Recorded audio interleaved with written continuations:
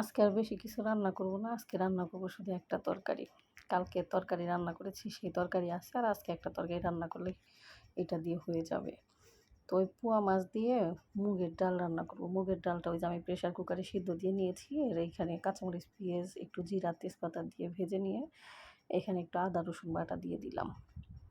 তো এই মাছের মাথার এত আঁশ, মানে আঁশগুলা ছাড়াইতে গিয়ে আমার একদম মুখ ব্যথা হয়ে গেছে।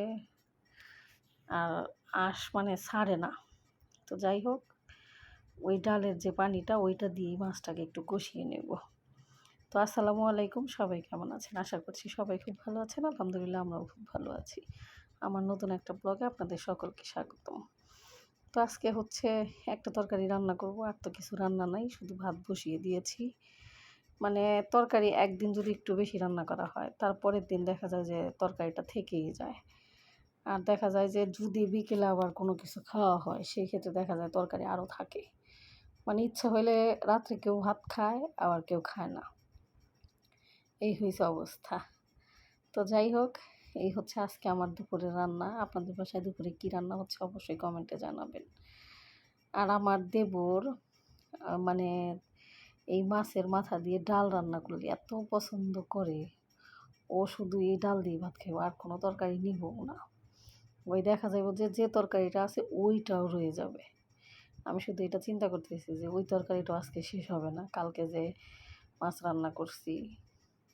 তো যাই হোক, মাথাটা একটু কষিয়ে নিয়ে তারপরে হচ্ছে আমি ওই ডালটা দিয়ে দিলাম। প্রেশার কুকারে সিদ্ধ করেছি, তো এর জন্য একদম ডালটা গলে গেছে। এমনি সিদ্ধ দিলে অনেক সময় লাগে সিদ্ধ হইতে ডাল, আবার দেখা যায় যে একটু প্রেশার কুকারে দিছে আবার একদম গলে গেছে। তো যাই হোক, গলে গেছে, ভালো হয়েছে, একদম মিশে যাবে। মাছটা সিদ্ধ হলে ওই মাছের সাথে একদম মিশে যাবে, দেখতেও ভালো লাগবে, খেতেও অনেক মজা হয় এই ডালটা। তো যাই হোক, অলরেডি ঝোল টোল দিয়ে দিয়েছি, দিয়ে আর একটু নেড়ে ছেড়ে তারপরে নামিয়ে নেব। এখানে যে মশলাগুলো প্রতিদিন ইউজ করি রান্নার, সেইগুলাই দিয়ে দিয়েছি। এমনিতেই পোয়া মাছ নিয়ে আসে হচ্ছে ছোট ছোট, মানে মাঝখানে একটা পিস করে, মানে মাঝখানে একটা কেটে 2 পিস করে রান্না করি। তো এই সপ্তাহে পোয়া মাছটা নিয়ে এসেছে, অনেক বড় একটা পোয়া মাছ। আমাকে বলছে যে পোয়া মাছ বড়টা নিয়ে আসবো, যেহেতু পোয়া মাছগুলো অনেক মজার সামুদ্রিক মাছ।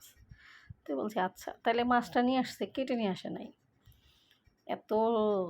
তারপরে হচ্ছে আমার বটিতে ওরকম ধার নাই, অনেক কষ্ট করে তারপর হচ্ছে মাছটা কেটেছি। তারপরে আবার একটু ধার দিয়ে তারপরে মাছটা কাটা হয়েছে।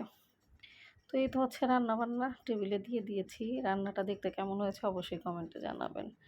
আর আমার ব্লগগুলো কেমন লাগে সেটাও জানাবেন। যদি ভালো লাগে অবশ্যই এটা লাইক, কমেন্ট, শেয়ার করবেন। আমার একটা পেজ আছে, অবশ্যই সেটাতে একটু লাইক, কমেন্ট, শেয়ার করবেন। তো ঠিক আছে, আল্লাহ হাফেজ। এই পর্যন্তই, ভালো থাকেন। আসসালামু আলাইকুম।